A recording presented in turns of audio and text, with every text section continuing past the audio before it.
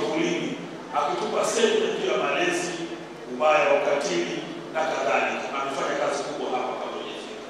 Tulifanya hivyo ili tukupe nafasi ya kutosha. Lakini wakati tunakuja afisa wangu Zalitoa akaniambia ni vizuri tufanye mawili matatu ili na wewe tukupumzishe. Jana ulikuwa na mengi, umeenda mbali, ukipata muda wa kupumzika mchana, ulikuwa na kazi ya Mheshimiwa Rais kugawa vitu mbalimbali. Kwa hiyo hizi kaswida mambo yalifanyika hapa ilikuwa ni pamoja na kustarehesha, kupumzisha. Kwa hiyo nitumie nafasi hii mbele yako kumshukuru ndugu yetu Bwana Rashid Seif. Swala hili inaendelea hapa ya juisi, biskuti na kadhalika ni kutoka kwake. Mwenyezi Mungu amlipe kila la heri. Lakini Mheshimiwa Mkuu wa Mkoa, umeshuhudia hapa michango mbalimbali ikiendelea. Tumeweka utaratibu sisi kila tunapokutana sisi viongozi wa BAKWATA, mashehe wa BAKWATA, katika shughuli yoyote ikizidi watu 10 tutachangisha. Na michango yetu sio ya kulazimisha, ni kile mtu alichonacho ndivyo tunafanya. Kabla ya Ramadhani tulikuwa na kitu gani? Ramadhani tulikuwa na kitu kinaitwa birthday. Mheshimiwa Mkuu wa Mkoa, pale uwanjani Furahisha tulikusanya shilingi milioni 40. Na tukiwa pale, naibu waziri mkuu, naomba mbele yako nimshukuru ndugu yetu Dr. Washaka Kiteko, alituma salamu akasema na yeye anachangia milioni 5. Lakini nyuma yake kidogo ndugu yetu Bwana Kadogosa alikuja akatuchangia shilingi milioni 10. Hawa wote Mwenyezi Mungu walipe kila la heri. Kwa tuweka utaratibu kila tukutana kwa kila tunacho mtu anachangia. Mheshimiwa Mkuu wa Mkoa, baada ya wiki moja kutokea sasa, tutakutana watu wa maendeleo wote katika mkoa wa Mwanza. Tutapeana taarifa ya michango yetu kwa mwaka mzima. Kwa maana Jumamosi ya kwanza baada ya kumaliza 6 tumeshawali. Tutapeana taarifa mfuko wetu na kitu gani. Kwa sababu BAKWATA mkoa wa Mwanza tumetengeneza kitu kinaitwa bidhaa. Tuna bidhaa 6 za uchangiaji. Kuna bidhaa ya kuchangia kila Ijumaa, kuna bidhaa ya kuchangia kwenye matukio, kuna bidhaa ya kuchangia kwenye sala zaidi, kuna bidhaa inaitwa Ahadul Khair, kuna bidhaa inaitwa birthday, kuna bidhaa inaitwa siku 30 za Ramadhani. Michango yote hiyo imekusanywa, itatolewa taarifa Jumamosi hiyo inayokuja. Kwa hiyo Mheshimiwa Mkuu wa Mkoa, nakumbuka na wewe ulisajili kwenye Ahadul Khair, na wewe ni mtu wa kheri. Naomba siku hiyo ikiwa tayari kuja ukae tusikilize fedha zilizokusanywa na wapi tunataka kuzielekeza. Tunafanya hivi kwa sababu BAKWATA ilikuwa imeshatazama vibaya sana. Kuna watu walitengenezea sumu BAKWATA, ikawa haiwezekani mtu kuiamini BAKWATA hata shilingi 10. Tumetengeneza utaratibu wa kuaminiwa na sasa tumeaminika na tunafanya makubwa na wewe ni shahidi. Kwa hiyo tunaendelea kuambia Watanzania hakuna sehemu salama ya kupeleka michango yenu na sadaka zenu isipokuwa Baraza Kuu la Waislamu wa Tanzania BAKWATA na taasisi zingine ambazo zimesimama katika ukweli. Kwa hiyo kileta sadaka zenu, wakfu zenu, mali zenu, BAKWATA tutakuwa tumefuatia sana. Kwa sababu unapopeleka BAKWATA ni mali ya Waislamu wote. Lakini ukipeleka kwenye taasisi, wakati mwingine ile taasisi moja wadhamini ni baba, wajumbe wake ni mtoto, mtume anayepata ni mjukuu, na akiondoka baba anachukua yule mjukuu anakwenda kiongozi. Sisi BAKWATA wote ni mashahidi. Mkoa wa Mwanza, shehe wa mkoa alikuwa Sheikh Amin Abdallah. Alipofariki yeye, mtoto wake alikuwa shehe wa mkoa, akawa Sheikh Salim Hassan Fereji. Alipoondoka Sheikh Salim Hassan Fereji, hakuwa mtoto wake wala mjukuu wake. Leo ni Hassan Kabeki Muha kutoka Kigoma, lakini leo ndio shehe wa mkoa. Maana yangu ni maana yake BAKWATA ni ya watu wote, ni ya Waislamu wote. Tunaamua kusimamia BAKWATA kwa haki na uadilifu. Mheshimiwa Mkuu wa Mkoa, shughuli ya leo ni yako. Sisi tunasema mengi toka jana, itoshe kukushukuru wewe sana na wasaidizi wako. Kwa hakika mkuu wetu wa mkoa wa Mwanza unatupenda, uko pamoja na sisi, umetusaidia. Ni kweli kama ilivyo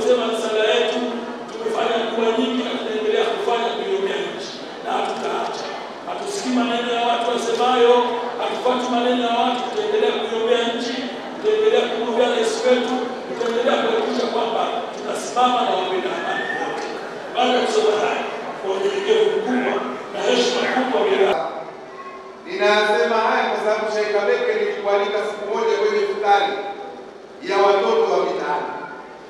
Hapa Mwanza tulikusanya watoto wa mitaani zaidi ya 200, tukawaita njooni kule pamoja, tukawa tunazungumza nao, tunawauliza kwa nini nyinyi mmekuwa watoto wa mitaani.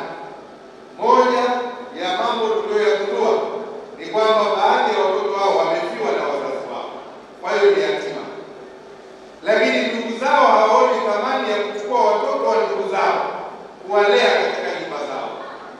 Sasa tunawasisitiza, na pia ni jambo jema kama kaka yako amefariki, ameacha watoto, na wewe ulikuwa ni mdogo wa marehemu, kwa nini usiwalee watoto wa kaka yako? Kwa nini waache waingie kwenye mitaa wawe yatima, wasipate chakula, wasipate usalama? Kwa hiyo, lakini jambo la pili, wazazi tunakuwa waoga kuandika mirathi, kwa sababu sisi hatujui tunakufa lini, sio? Na tunaambiwa kila nafsi itaonja mauti, lakini wewe huweki mirathi, halafu kuna nyumba 4, halafu utakapofariki migogoro itaanza ya kugombea mali. Pale ofisini kwangu kila siku huwa nafanya kliniki kila Jumanne. Wiki iliyopita alikuja mtu kutoka Dar es Salaam, anasema nakuja kumshtaki fulani kwa sababu anauza nyumba ya urithi ya Bwana Maganga. Nikamuuliza swali, Bwana Maganga yuko hapa? Akasema yuko. Nikamuuliza, haya Maganga, kwa nini unauza nyumba ya garafu? Akasema, Mheshimiwa Mkuu wa Mkoa, muulize huyo bwana, yeye ni nani katika watoto wa Maganga? Akasema, mimi ni mpambe wa mtoto mwingine wa Maganga. Kwa hiyo mtu anakodi dalali kuja kumsimamia kesi huyo bwana, ili pengine akishinda, akipata hiyo nyumba, na yeye apate mgao ambao wala sio sehemu ya mirathi yake. Kwa hiyo kuandika mirathi ni jambo bora, ili unapoondoka duniani uondoke na kuacha hali ya amani katika familia zetu. Hilo ni jambo muhimu sana.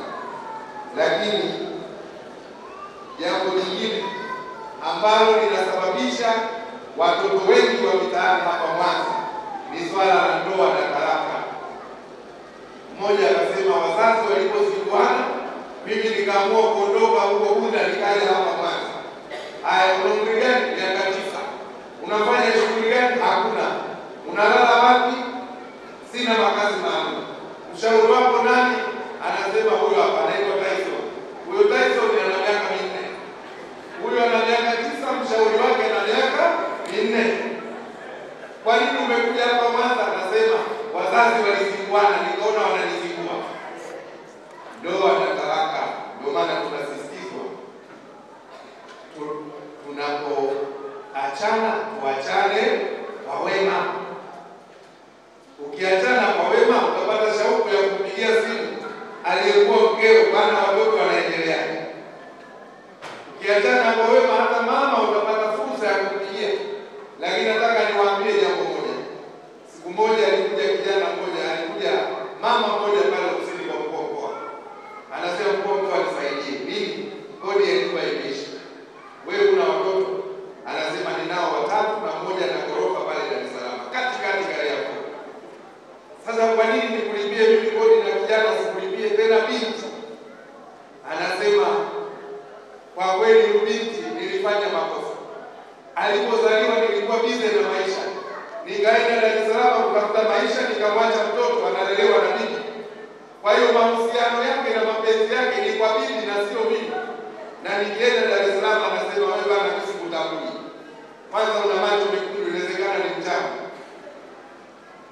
Nikampigia simu mtoto, nipe namba, nikampigia. Akaniambia, huyo amekuja kushtaki tena huko sio. Huyo bwana ni mama yangu, lakini mimi simtaki. Sasa nikajifunza kwamba kutokuwa karibu na watoto ni mtihani. Sasa wazazi tunaona tuna umri tunahangaika, lakini itafika wakati uwezo wa kujihangaikia hatuna nao. Halafu kuweka mahusiano mazuri na familia na watoto wako. Leo siku ya Idi imefika. Mzazi ndio maana wanafanya jitihada wazazi kutafuta hata kanzu mpya ili amuonyeshe mtoto kama hana fedha mzazi huyo, na mtoto akikua atakuwa na kumbukumbu kwamba kila Idi ikifika baba alikuwa analeta chakula kizuri, lakini pia analeta na kanzu, ingawa alikuwa hana kazi. Sasa wengine ni matajiri kabisa, lakini wako bize wanatafuta maisha. Sikukuu ya Idi inapita, hajui hata watoto wake kama walikula au hawajala.